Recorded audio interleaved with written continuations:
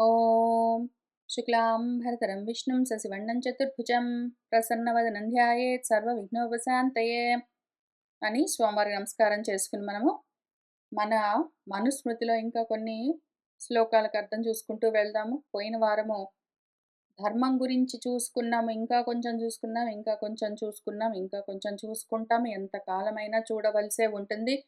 ఎంతకాలం చూడాలి ఈ ధర్మాల గురించి, మనము ఎంతకాలం తెలుసుకోవాలి, ఎంతకాలం ఆచరించాలి అంటే ఉన్నంత కాలం.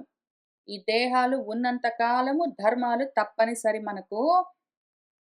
ఈ ధర్మాలు ఎట్లా పాటించాలి అని తెలుసుకుని చెయ్యాలి. అందులో ముఖ్యంగా మనము ఎంతకాలం చెయ్యాలి అని తెలుసుకుని చెయ్యాలి. కాబట్టి ఈ ధర్మాలకు ఉన్న లక్షణాలేంటో మళ్ళీ ఒకసారి జ్ఞాపకం చేసుకుందాము. 6 లక్షణాలుండాలి ధర్మాలకు. మనం ధర్మాన్ని ఆచరిస్తున్నామా లేదా అని చెక్ చేసుకోవాలి అంటే 6 లక్షణాలు ఉన్నాయా లేదా అని చూసుకోవాలి. ఒక్కటి, మనం పాటించే ధర్మము వేదము చెప్పిందేనా కాదా? వేదోక్తమైనదైతేనే ధర్మము. వేదం చెప్పలేదు, అయినా నేను చేస్తాను అంటే నువ్వు కావాలని కల్పించుకుని లోకాచారాల్లో చేసుకుంటూ పోతున్నావు అని అర్థం. ఇప్పుడు పెళ్లి అంటే చాలా ఖర్చు పెట్టి వస్తువులు ఇచ్చిపుచ్చుకుంటూ ఏంటేంటో చెయ్యాలని నువ్వు అనుకున్నవన్నీ వేదంలో చెప్పలేదు. అవన్నీ నువ్వు లౌకికాచారాలు తయారు చేసుకున్నావు, పాటించుకో, మంచిది శుభం. కానీ అది నీ ధర్మమా కాదా అని చూసుకోవాలి అంటే వేదం చెప్పిందా లేదా అని చూడాలి. కాక వేదం వద్దు అన్నది కూడా చేయడానికి వీల్లేదు. వేదం చెప్పాలి, అది ముఖ్యము. వేదం చెప్పనిది, వేదం వద్దు అన్నది, ఆ 2 నువ్వు చేసుకుంటే నీ ఇష్టం. ధర్మానికి మాత్రం లక్షణము వేదం చెప్పి ఉండాలి. వేదం చెప్పిందంటే భగవంతుడు చెప్పాడు, ఆయన భగవంతుడి శాసనం అని అర్థం. రెండోది, వేదం చెప్పిన దాన్ని వెంటనే మనకు అర్థం చేసుకోవడానికి అవకాశం ఉండొచ్చు, ఉండకపోవచ్చు. ఒక్కొక్కసారి వేదం క్రిప్టిక్‌గా చెప్పొచ్చు. ఒక్కొక్కసారి అది సూత్రంలాగా స్వల్పంగా చెప్పొచ్చు. అటువంటప్పుడు దాన్ని విశదీకరించడం కోసమే మనకు స్మృతులున్నాయి. స్మృతులు అంటే మనుస్మృతి లాంటివి, పురాణ ఇతిహాసాల్లాంటివి, శాస్త్రాలన్నీ గూడా స్మృతులు.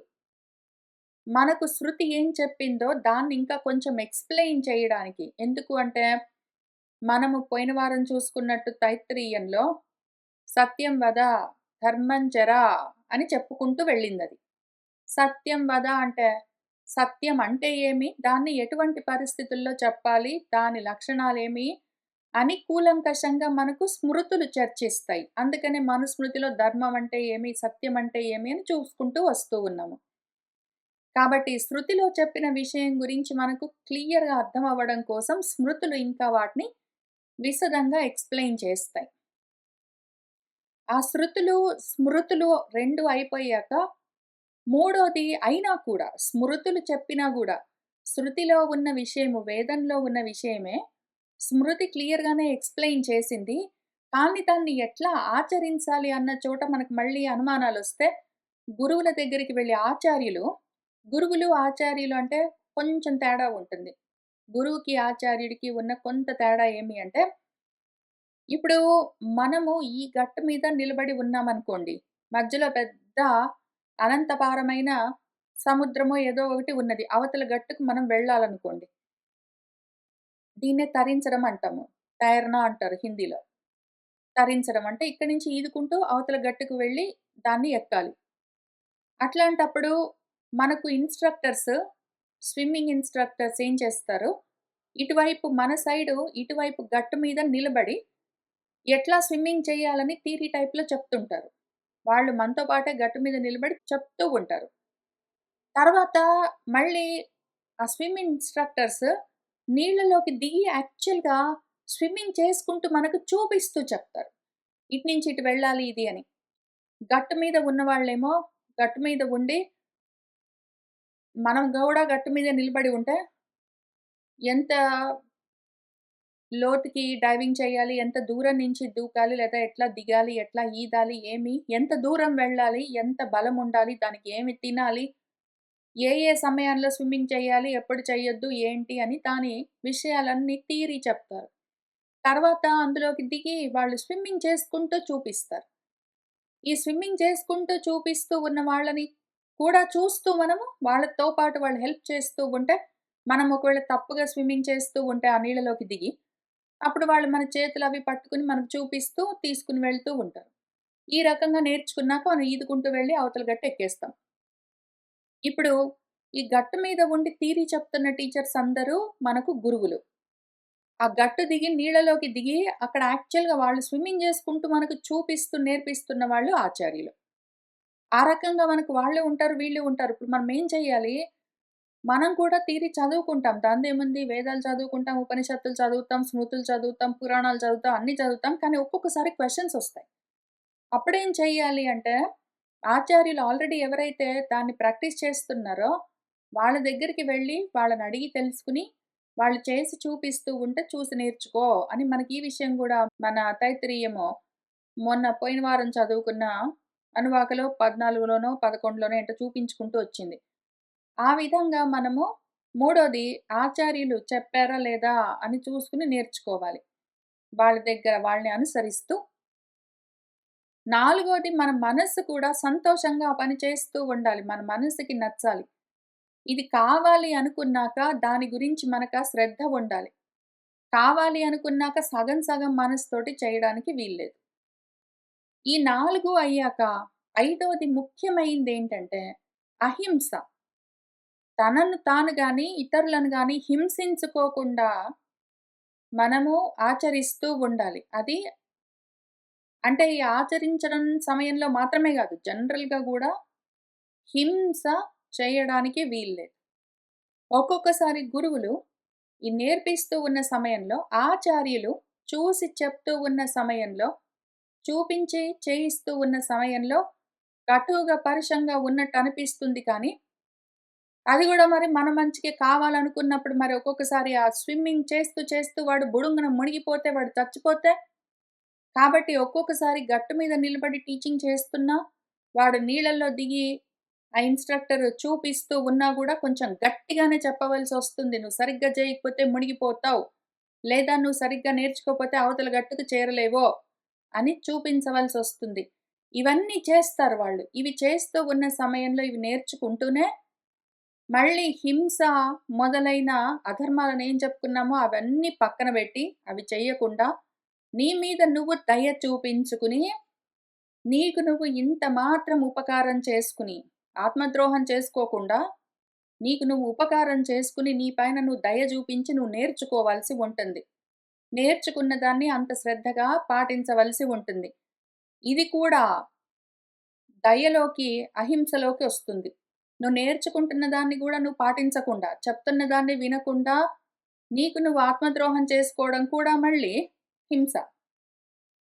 కాబట్టి ఎన్నో రకాల హింసలుంటాయి. వాటన్నింటిని జాగ్రత్తగా జూసుకొని కంట్రోల్ జేసుకోవాలి. ఇంక చివరగా ఆరోది ధర్మం అంటే దానికుండవలసిన ఇంకొక లక్షణము, దేశకాల పరిస్థితులకు మనిషి మనిషికి మారిపోకూడదు. ధర్మం అంటే రూల్.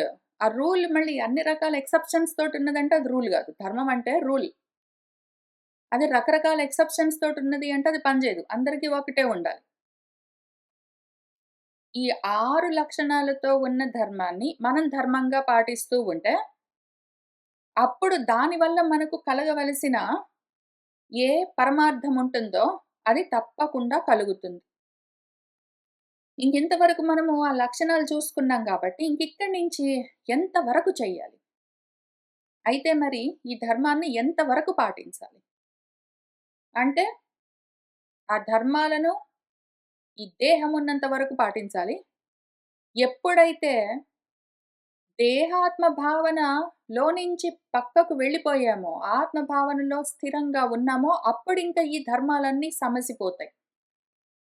అటువంటి స్థితిలో నువ్వు నేనవుతావో, తత్ త్వమసి అయిపోతావు నువ్వో, దాంతో అహం బ్రహ్మాస్మి అని తెలుసుకుంటావు అన్న విషయము తో మనకు భగవంతుడు భగవద్గీతలో ముగిస్తూ సర్వధర్మాన్ పరిత్యజ్య మాం ఏకం శరణం వ్రజ అని చెప్పారాయన.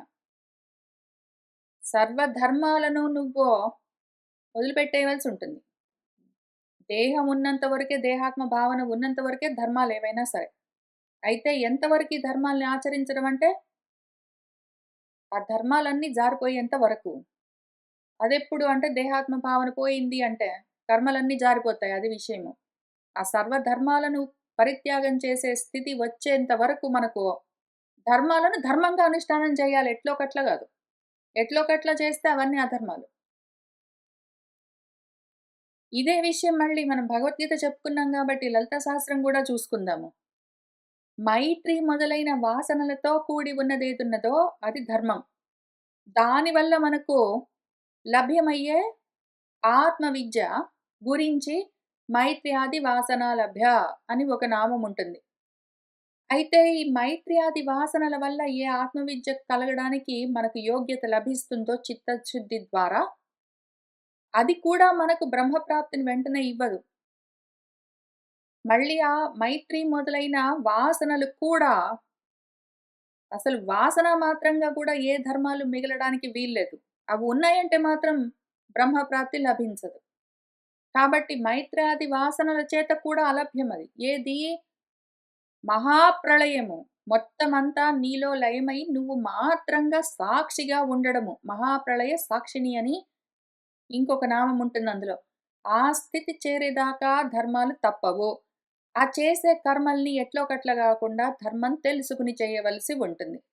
అందుకని ఎక్కడికెళ్ళినా మనకి ధర్మం తప్పనిసరి. కర్మలున్నంత వరకు ధర్మం తప్పనిసరి. కర్మలెంత వరకు? దేహమున్నంత వరకు. దేహ భావన ఉన్నంత వరకు. ఇప్పుడు ఈ చెప్పుకున్న ధర్మాల్లోనే దానమన్నది ఒకటి పెద్దగా మనం అందరము ఆచరించే ధర్మము. దాన ధర్మాలనుకుంటూ చేస్తూ ఉంటాం. దానమన్న ధర్మము తెలుసో తెలియకో ఎట్లోకట్ల చేస్తాం. ఎట్లోకట్ల చేయడానికి వీల్లేదు కదా! కాబట్టి దానమన్న ధర్మానికి ఉన్న లక్షణాలు, దాని పద్ధతులు అవన్నీ గూడా ఒకసారి మనము చూసుకుంటూ వెళ్దాము. దానము ఇవ్వడము, పుచ్చుకోవడము. రెండింటి గురించి మనం తెలుసుకుని చెయ్యాలి. తెలియదు అనడానికి వీల్లేదు. ప్రతిగ్రహ సమర్థః అపి ప్రసంగం తత్ర వర్జయేత్. ప్రతిగ్రహేణ హి అస్య ఆశు బ్రాహ్మం తేజః ప్రశామ్యతి. ప్రతిగ్రహానికి అంటే దానం పరిగ్రహించడానికి, పుచ్చుకోవడానికి సమర్థుడై ఉండాలి. అంటే వాడికి అధికారం ఉండాలి. దానం పుచ్చుకోవడానికి ఎవరు పడితే వాళ్ళు దానం పుచ్చుకోవడానికి వీల్లేదు. దానం పుచ్చుకోవడానికి కొంతమందికి మాత్రమే అధికారం ఉంటుంది. ఎవరికి అంటే చాతుర్వర్ణాల్లో 4 వర్ణాల్లో మన బ్రాహ్మము, క్షాత్రము, వైశ్యము, శూద్రమన్న వర్ణాల్లో ఆయా కర్మలు చేసుకునే వాళ్ళలో ఒక్క బ్రాహ్మణ వర్ణంలో ఉన్న వాళ్లకు మాత్రమే ప్రతిగ్రహం అంటే దానాన్ని పుచ్చుకునేందుకు అధికారం ఉంటుంది. మిగిలిన వాళ్ళు దానం చెయ్యడానికి మాత్రమే వాళ్ళకి అధికారం ఉంటుంది. దానం పుచ్చుకోవడానికి వాళ్లకు అవకాశం ఉండదు. ఎందుకు?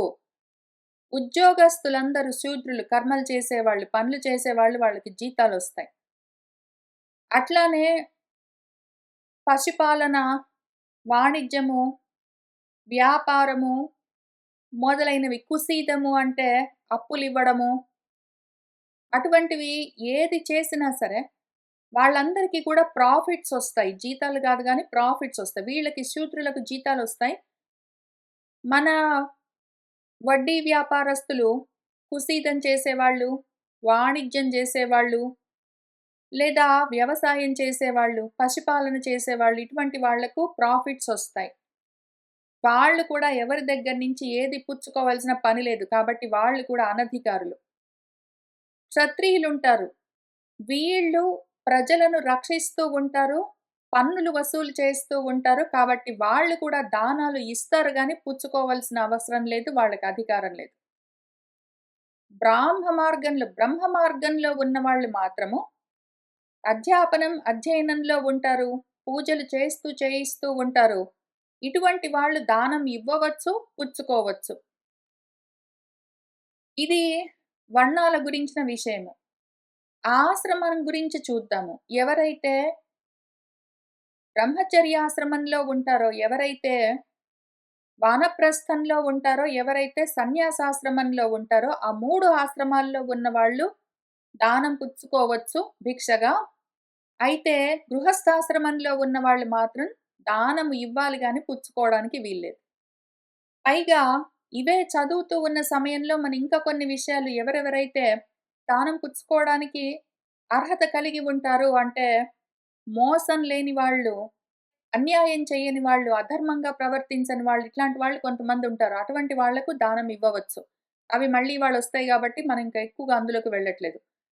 కానీ ఇంతకీ 4 వర్ణాల్లో ఎవ్వరు దానం పుచ్చుకోవడానికి అధికారులు అంటే, బ్రాహ్మణ వర్ణంలో ఉన్నవాళ్ళు. బ్రహ్మ మార్గాన్ని వరించిన వాళ్ళు. 4 ఆశ్రమాల్లో ఎవరు దానాల్ని పుచ్చుకోవచ్చు అంటే, 3 ఆశ్రమాల్లో ఉన్నవాళ్ళు పుచ్చుకోవచ్చు. గృహస్థాశ్రమంలో ఉన్నవాళ్ళు పుచ్చుకోవడానికి వీల్లేదు. ఇవన్నీ చూసి మనము దానం ఇవ్వడం, పుచ్చుకోవడం చేయవలసి ఉంటుంది. ప్రతిగ్రహానికి దానం పుచ్చుకోవడానికి సమర్థుడై ఉన్నా కూడా, వాడికి అధికారం ఉన్నంత మాత్రాన ఇంక పుచ్చుకుంటూ పోవడం చేయడానికి వీల్లేదు. ఇప్పుడు నేను చూసుకుందాము. నేను బ్రహ్మ మార్గంలో ఉన్నాను. నేను వరించిన వర్ణము, నేను ఏ మార్గం కావాలి అని వరించానో అది బ్రహ్మ మార్గము. అయితే నేను గృహస్థాశ్రమంలో ఉన్నాను. కాబట్టి నేను బ్రహ్మ మార్గంలో ఉండి, గృహస్థాశ్రమంలో ఉన్నందుకు దానం పుచ్చుకోవడానికి నాకు అర్హత లేదు. ఒకవేళ నేను కొన్నాళ్ల తర్వాత ఈ గృహస్థాశ్రమం నా కూతురు కొంచెం సెటిల్ అయిన తర్వాత నేను గృహస్థాశ్రమాన్ని పూర్తిగా ఇప్పుడు అసలు పార్షియల్‌గా గృహస్థాశ్రమంలో ఉన్నాను. పార్షియల్‌గా సన్యాసంలో ఉన్నాను. అయితే పూర్తిగా దీన్ని వదిలిపెట్టేసిన తర్వాత, పూర్తిగా నేను వానప్రస్థం పుచ్చుకున్న తర్వాత, నేను ఒకవైపు బ్రహ్మ మార్గంలో ఉన్నాను. బ్రాహ్మణ వర్ణంలో ఉంటాను. ఒకవైపు వానప్రస్థ ఆశ్రమంలో ఉంటాను. కాబట్టి 2 కుదురుతాయి. నా ఆశ్రమం ప్రకారము, నా వర్ణం ప్రకారము నాకు ప్రతిగ్రహం తీసుకోవడానికి సమర్థత ఉంటుంది. నాకప్పుడు అధికారం ఉంటుంది. అయినా కూడా తీసుకుంటానా అంటే తీసుకోకపోవచ్చు నేను. అవసరం లేకపోతే తీసుకోవాల్సిన అవసరం లేదు. అధికారం ఉన్నంత మాత్రాన ఎప్పుడు చూసినా ఎవరైనా సరే ఇస్తారేమో అని ఎదురు చూస్తూ కూర్చున్నాను అంటే వెంటనే జరిగేదేమి, నేనింక బ్రాహ్మణ్ణి, బ్రహ్మ మార్గంలో ఉన్నానని చెప్పుకోవడానికి పనికి రాకుండా పోతానింక. అప్పుడు నేను బ్రహ్మ మార్గంలో నుంచి జారిపోతానింక. నేను ఇంక కొన్ని సంవత్సరాలకు కంప్లీట్‌గా వానప్రస్థంలోకి వెళ్ళిపోయిన తర్వాత, బ్రహ్మ మార్గంలోనే ఉన్నాను గదా! అధ్యయనం, అధ్యాపనం 2 చేస్తూ ఉన్నాను. గృహస్థాశ్రమ ధర్మాలు లేవు నాకింకా. వానప్రస్థంలో ఉన్నాను. కాబట్టి ఇంకేముంది హాయిగా ప్రశాంతంగా ఇష్టం వచ్చినట్టు దానాలు పుచ్చుకోవచ్చు. నాకు ఆ అధికారం ఉంది అన్నానంటే మాత్రం వెంటనే బ్రహ్మ మార్గంలో నుంచి జారిపోతాను. నేనింక అప్పటికి గూడా ఇవన్నీ చదువుతూ, చెప్పుతూ ఉన్నా కూడా, అధ్యయనం, అధ్యాపకత్వం 2 చేస్తూ ఉన్నా కూడా బ్రహ్మ మార్గంలో నుంచి జారిపోతాను. ఎందుకు? ప్రసంగం ఉంటుంది. ఆ ప్రతిగ్రహంతోటి నాకు ప్రసంగం ఉన్నది అంటే, వాటితో తగులుకొని ఉన్నాను. వాటి మీద నాకు ఇంట్రెస్ట్ ఉన్నది అంటే, ఎవరైనా దానం ఇస్తే పుచ్చుకోవాలి అన్న ఆశ ఉన్నది అంటే, వెంటనే అటువంటి ప్రతిగ్రహంతోటి, అటువంటి దానాన్ని పుచ్చుకోవడంతో, అటువంటి వాడి యొక్క బ్రహ్మ తేజస్సు, బ్రాహ్మణత్వంలో నుంచి వాడు వెంటనే జారిపోతాడు. వాడిలోని బ్రాహ్మ తేజస్సు ప్రశామ్యతి నశించిపోతుంది. వాడిలో ఆ జ్ఞాన జ్యోతి మళ్ళీ అడుగంటిపోతుంది. వాడు క్షాత్రంలోకి వెళ్ళిపోతాడింక. కర్మ మార్గంలోకి, ప్రపంచంలోకి వెళ్ళిపోతాడు వాడు. ఇంక బ్రహ్మ మార్గంలో ఉండడు. చెడిపోతాడు, జారిపోతాడు.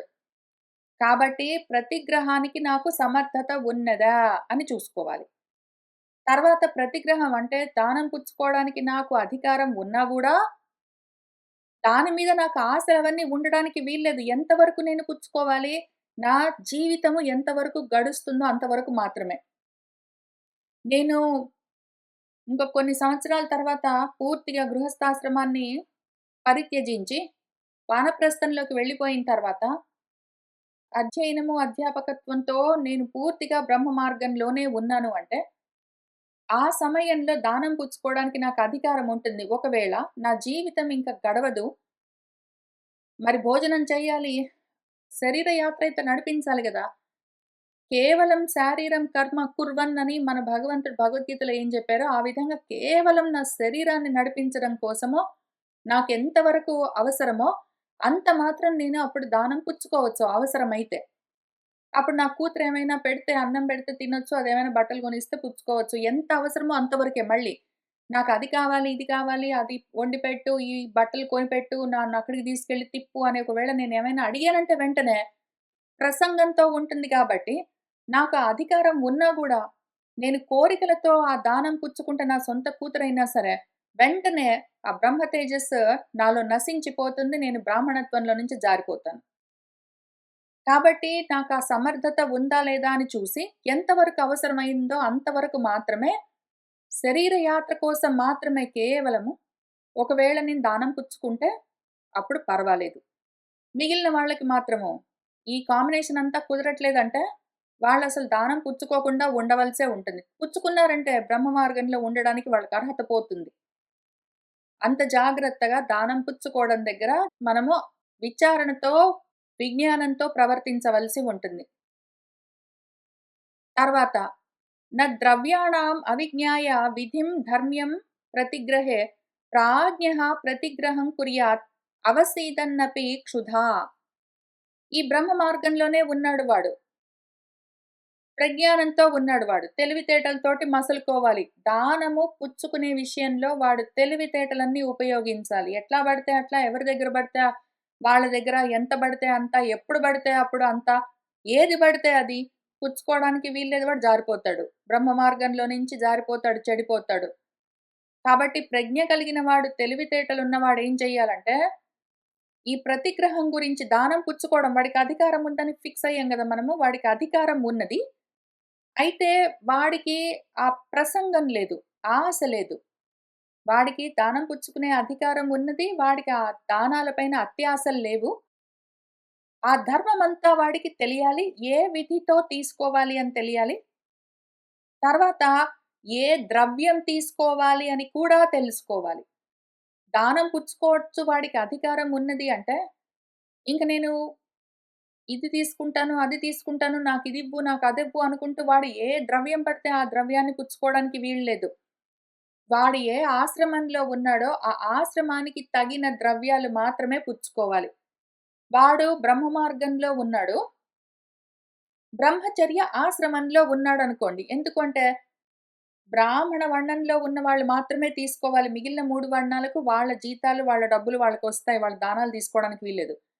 బ్రాహ్మలకొక్కళ్ళకే జీతాలు, ప్రాఫిట్సు, పన్నులు, సుంకాలు అట్లాంటివేమి ఉండవు గాబట్టి, వీళ్ళు మాత్రం దానాలు తీసుకోవచ్చు. అయితే బ్రాహ్మణ వర్ణంలో ఉండి వాళ్ళు ఒకవేళ బ్రహ్మచారులనుకోండి, బ్రహ్మచర్య ఆశ్రమంలో ఉంటే వాళ్ళకేం కావాలి బ్రహ్మచారులకు? ఏదో వస్త్రాలో, కూర్చోడానికో, పడుకోవడానికో ఏమైనా దుప్పట్లు, ఏదైనా తినడానికి భోజనమో, రాసుకోవడానికి ఏమైనా పుస్తకాలు. ఇంతవరకే వాళ్ళకు. బ్రహ్మచారులకు బ్రహ్మచర్యంలో వాళ్ళకెంత గావాలో అంత మాత్రమే అవే ద్రవ్యాలు పుచ్చుకోవాలి. వాళ్ళు ఇల్లు, వాకిళ్ళు ఇస్తాను పుచ్చుకో, నీకు బంగారం ఇస్తాను తీసుకో, ఆభరణాలు ఇస్తాను పుచ్చుకో అంటే అవన్నీ తీసుకోవడానికి వీల్లేదు. అవన్నీ బ్రహ్మచర్య ఆశ్రమంలో పనికిరాని ద్రవ్యాలు. బ్రహ్మచర్యాశ్రమానికి అక్కర్లేని ద్రవ్యాలు. కాబట్టి ఏవి కావాలో, ఎంతవరకు కావాలో అంతవరకే. వాడొకవేళ బ్రాహ్మణ వర్ణంలో ఉన్నాడు, వానప్రస్థంలో ఉన్నాడంటే ఏమి మళ్ళీ అంతే. చదువుకోవడానికి వీలుగా, బ్రతకడానికి కావాల్సిన వస్త్రాలు, భోజనము, పదార్థాలు ఎంత కావాలో అంతవరకే. కొంచెం వరకు కావాలంటే మందులు అట్లాంటివి ఏవుంటాయో అవి. శరీర యాత్రకి ఎంత మాత్రం కావాలో ఆ ఆశ్రమానికి ఏవి తగి ఉంటాయో ఉచితమో చెప్పులో, ఏదో గొడుగులో, ఏవో వస్త్రాలో, ఏదో అన్నమో, ఏదో దువ్వెనో, ఏదో కావాలంటే ఇట్లాంటివన్నీ ఏవి బేసిక్ మినిమమ్ ఎసెన్షియల్సో అంతవరకే తీసుకోవాలి. అంతకన్నా ఎక్కువ అసలు తీసుకోవడానికి వీల్లేదు. సొంత బిడ్డల దగ్గర నుంచయినా సరే, మన ఆశ్రమాన్ని, మన వర్ణాన్ని మించి మనం దానం పుచ్చుకున్నామంటే మాత్రం వెంటనే జారిపోతాము. తర్వాత ఒకవేళ వాడు బ్రాహ్మణ వర్ణంలో ఉన్నాడు, సన్యాసాశ్రమంలో ఉన్నాడు అంటే మళ్ళీ ఆ సన్యాసాశ్రమానికి వాడు సన్యాసిగా ఉండడానికి కావాల్సినవి ఎంత మినిమమ్ ఎసెన్షియల్స్ ఉన్నాయో అంతవరకే పుచ్చుకోవాలి దానము. ఇంకా అంతకన్నా ఎక్కువ ఇస్తానన్నా గూడా వద్దండి నాకవసరం లేదు అని నమస్కారం జేసి ఊరుకోవాలి. తీసుకుంటే మాత్రం వాడు జారిపోతాడు అది విషయము. ఇవన్నీ తెలుసుకొని చేయాలి. అవిజ్ఞాయ తెలుసుకోకుండా నాకు తెలీదు గాబట్టి తీసుకున్నాననడానికి వీల్లేదు. పోనీ ఇంతవరకు నీ ఇష్టము. ఇంకిప్పటి నుంచైనా సరే తెలుసుకుంటూ ఉన్నావు గాబట్టి, చూసుకొని చేయవలసి ఉంటుంది. ఎంత క్షుధా అవసీదన్నపి ఆకలితో కృశించిపోతున్నా సరే, ఏది తీసుకోవాలి, ఎంతవరకు తీసుకోవాలన్న విధి తెలియకుండా, ఎవరి దగ్గర నుంచి తీసుకోవాలో తెలియకుండా, ఎప్పుడు తీసుకోవాలో తెలియకుండా తీసుకోవడం అన్నది నకుర్యాత్ చెయ్యడానికి వీల్లేదు. చేస్తే ఏమవుతుంది? బ్రహ్మ తేజస్సు నశిస్తుంది. బ్రాహ్మణత్వం నశించిపోతుంది. ఒకవేళ అయినా కూడా చేస్తానంటే ఏమవుతావంటే, అతపాహతు అనధీయానః ప్రతిగ్రహ రుచిః ద్విజః అంభసి అస్మప్లవనేన ఏవ సహ తేన ఏవ మజ్జతి. నేను బ్రాహ్మణ వర్ణంలో ఉన్నాను. బ్రాహ్మణ వర్ణాన్ని వరించాను. ఏదో బ్రహ్మచర్యంలో ఉన్నాను, వానప్రస్థంలో ఉన్నాను, సన్యాసంలో ఉన్నాను అని చెప్పుకుంటూ, కానీ మాత్రము ఈ 3 ఆశ్రమాల్లో, ఆ వర్ణంలో ఈ 4 ఉన్న వాళ్లకు తప్పనిసరిగా ఉండేది అధ్యయనము, చదువుకోవడము, జ్ఞాన మార్గంలో ఉండడము, తపించడము అంటే వైరాగ్యంతోటి ఉండడము common requirements. Essential necessary requirements. బ్రాహ్మణ వర్ణంలో ఉండి, బ్రహ్మ మార్గంలో ఉండి, బ్రహ్మచర్య, వానప్రస్థ, సన్యాసాశ్రమాల్లో ఏది తీసుకున్నా సరే, ఏ కాంబినేషన్ అయినా సరే, వాళ్ళలో తపస్సు, స్వాధ్యాయం ఉండాలి. తపస్సు అంటే వైరాగ్యం, స్వాధ్యాయం అంటే జ్ఞానం.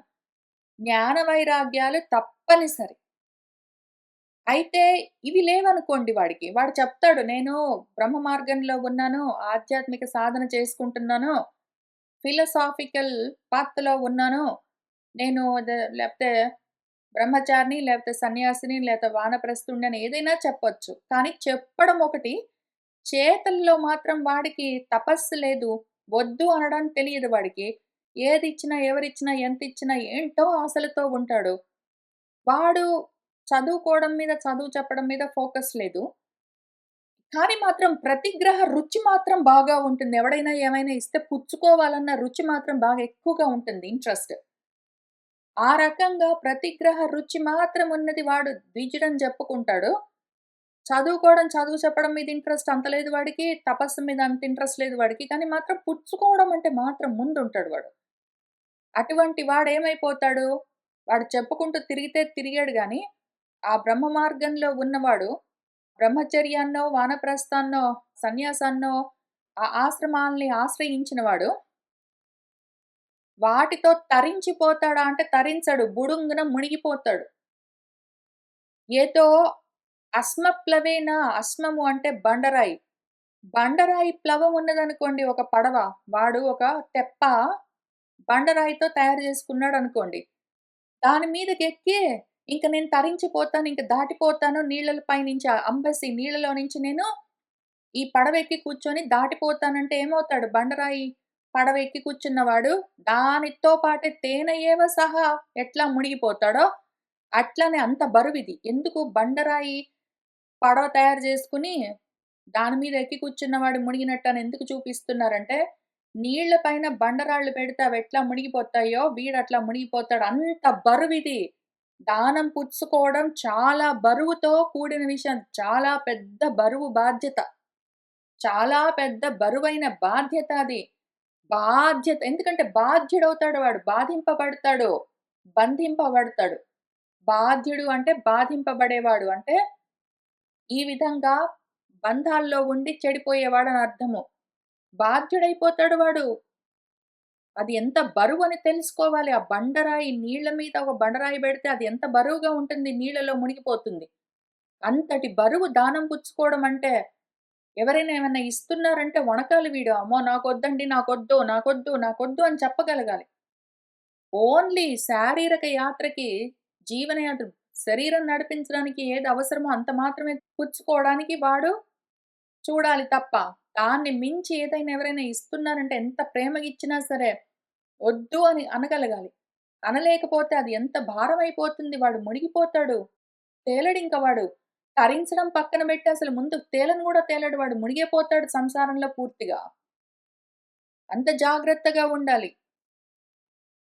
నవారి అపి ప్రయచ్చేత్తు బైడాల వ్రతికే ద్విజే న బకవ్రతికే పాపే న అవేద విధి ధర్మవిత్. ఒకడు ద్విజుడని చెప్పుకున్నాడనుకోండి. నేను బ్రాహ్మణ్ణండి, నేను బ్రహ్మచారిని, నేను సన్యాసిని, నేను వానప్రస్థుడిని అని ఏదైనా చెప్పుకోవచ్చు. ఎందుకంటే వాళ్ళందరూ ద్విజులు. రెండో జన్మ జ్ఞానతః రెండో జన్మ ఎత్తుతూ ఉన్నవాళ్ళు అని అర్థం. వాళ్ళు ఒకవేళ బైడాల వృత్తిలో ఉన్నారనుకోండి. బైడాల వ్రతము, బిడాల వ్రతం. బిడాలం అంటే పిల్లి. పిల్లి నన్నెవరు చూడట్లేదులే అనుకుంటది. కళ్ళు మూసుకొని పాలు తాగుతూ ఉంటే ఎట్లా ఉంటుందో, మోసంతో, కపటంతో అట్లా నేను చేసేవెవడికి తెలియవులే అనుకోని వాడు, బ్రహ్మ మార్గంలో ఉన్నవాడు ఇట్లా ఉండాలి, ఇట్లా ఉండాలి, ఇట్లా ఉండాలని శాస్త్రాలు ఎంత చెప్పినా, పురాణం, వేదోపనిషత్తులు ఎన్ని చెప్పినా సరే, వాడిష్టం వచ్చినట్టు వాడుంటాడు. కోరికలతో, కోపాలతో ఉంటాడు, లోభితనాలతో ఉంటాడు, మోహాలతో ఉంటాడు, పగలతో ఉంటాడు వాడు. ఎక్స్‌పెక్టేషన్స్‌తో ఉంటాడు. డిసప్పాయింట్‌మెంట్స్‌తో ఉంటాడు. హర్ట్ ఫీలింగ్స్ తోటుంటాడు. ఇవన్నీ ఉంటాడు. కానీ మాత్రం నేను చాలా మంచివాడినండి. నేను బ్రాహ్మణ్ణండి. బ్రహ్మ మార్గంలో ఉన్నాను. నేను చాలా ఉదారమైన స్వభావం కలిగిన వాడిని. చాలా శాంతిగా ఉంటానంటే వాడు ఎంతైనా చెప్పొచ్చు. పిల్లి కళ్ళు మూసుకొని పాలు తాగినట్టు.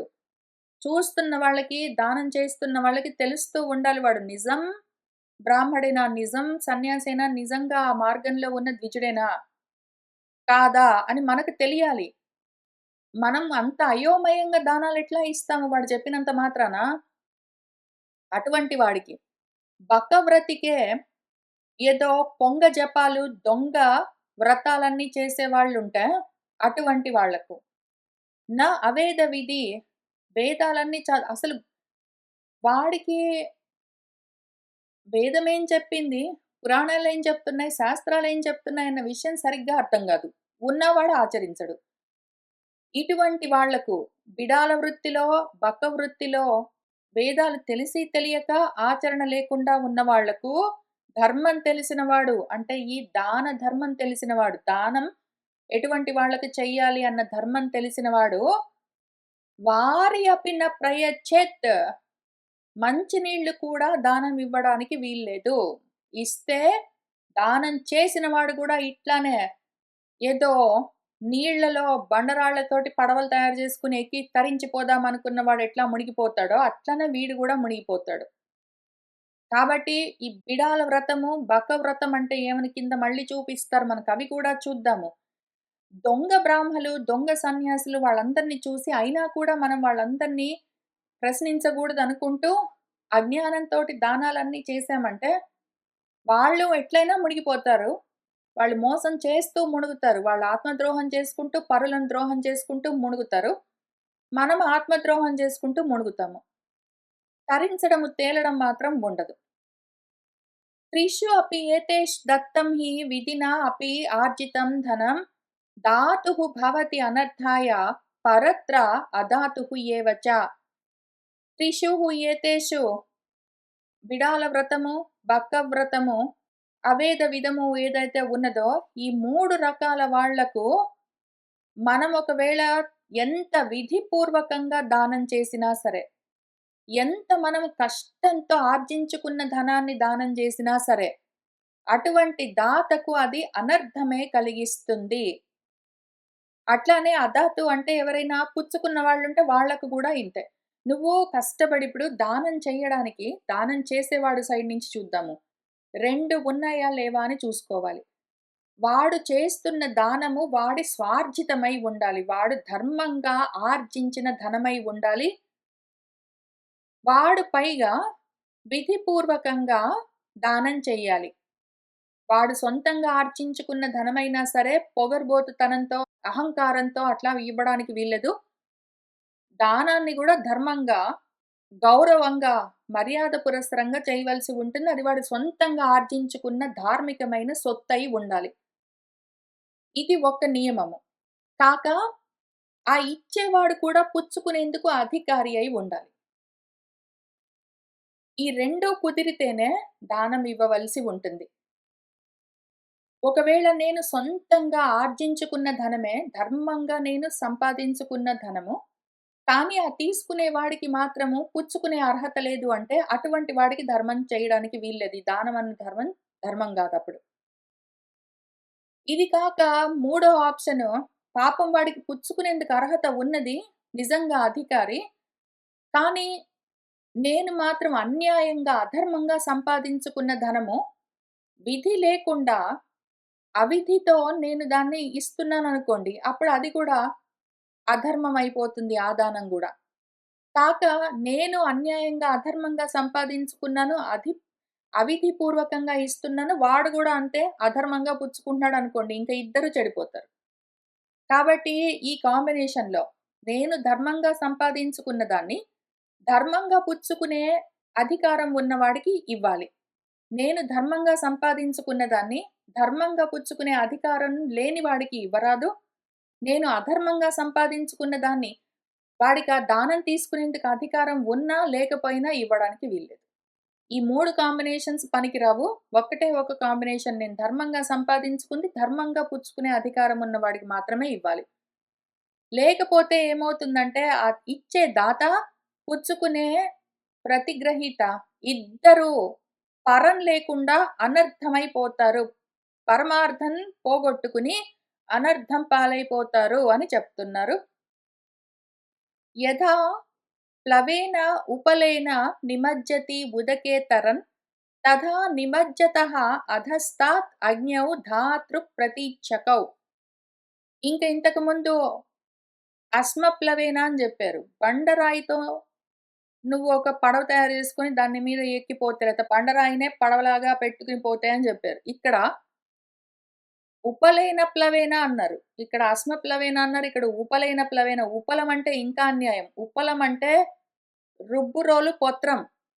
రుబ్బురోలు పొత్రాన్ని తీసుకెళ్ళి నీళ్ళలో పెట్టి దాని మీద ఎక్కి నేను ఈ గట్టు నుంచి ఆ గట్టుకి తరించిపోతాను అంటే, ఆ నీళ్ళలో దీన్ని పెట్టుకొని వెళ్ళిపోతాను అంటే తరించవు, మునిగిపోతావు మొత్తమే. మొత్తం ఆ ఉదకేతరన్న నీళ్ళలో తరించడం కోసం నువ్వు రుబ్బురోలు పోత్రాన్ని ప్లవంలాగా ఒక పడవలాగా పెట్టుకొని ఎక్కావంటే, దాంతో పాటే నిమజ్జతి మునిగిపోతాడు అట్లాంటి వాడు. తథా అట్లానే ఆ అజ్ఞవు అజ్ఞానంతో ఉన్నవాళ్ళు అజ్ఞానులిద్దరు. ఆ దాత, ఆ ప్రతిగృహీత ఇద్దరు, దానం చేసేవాడు, పుచ్చుకునేవాడు ఇద్దరు అజ్ఞానంతోటి వీడు ఎందుకు, ఎప్పుడు, ఎట్లా, ఏది, ఎంత అని చూసుకోకుండా, ఎవరికి అని పట్టించుకోకుండా, వాడు నాకసల అధికారం ఉందా లేదా, ఇస్తున్నవాడు ఎవడు అని చూసుకోకుండా పుచ్చుకున్నారంటే, ఈయనివ్వడం, ఆయన పుచ్చుకోవడం. ఇద్దరూ గూడా ఏదో రుబ్బురోలు పొత్రాన్ని పడవలాగా జేసుకొని నీళ్ళలో నుంచి దాటి ఎళ్ళిపోదాము, తరించిపోదామని చూస్తున్న వాళ్ళెట్లా అజ్ఞానంతోటి మునిగిపోతారో, తెలివి తక్కువతనంతో, అట్లానే వీళ్ళిద్దరు గూడా ఎంతవరకు నిమజ్జతః ఎంత దూరం మునుగుతారు నీళ్ళలో, అధస్తాత్ పూర్తిగా అడుగంటిపోతారు. పూర్తిగా అడుగంటిపోతారు. కాబట్టి దానం చేయడం ఎట్లా పడితే అట్లా చేయడం గాదు. పుచ్చుకోవడం ఎక్కడి నుంచి పడితే అక్కడి నుంచి ఎట్లా పడితే అట్లా పుచ్చుకోవడం గాదు. జాగ్రత్తగా చూసుకొని, తెలుసుకొని చెయ్యాలి.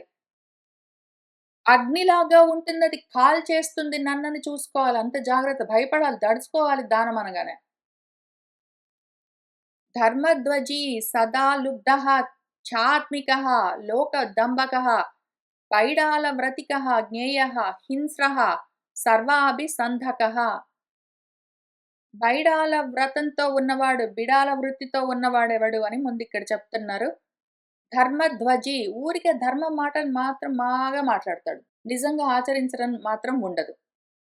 సదా లుబ్ధః వాడికి లోభితనం ఎక్కువ. ఎవరేది ఇచ్చినా పుచ్చుకోవడమే. అవసరం లేదు, వద్దు నాకు అని చెప్పడం వాడికి చేత కాదు. వాడికి ఇంట్రెస్ట్ ఉండదు. వాడికి పుచ్చుకోవడం మీద చాలా ఇంట్రెస్ట్. ఛాద్మికః మోసగాడు. కపటాలన్నీ తెలుసుకున్నవాడు, వాటిని ఆచరించేవాడు. లోక దంభకః పెద్ద పెద్ద మాటలన్నీ, డాంబికాలన్నీ చెప్తూ ఉంటాడు. ప్రగల్భాలన్నీ చెప్తూ ఉంటాడు. హింస్రః వాణ్ణి పరులను హింసిస్తూ ఉంటాడు. హింసలు ఎన్ని రకాలని చూసుకున్నాం గదా! అవన్నీ.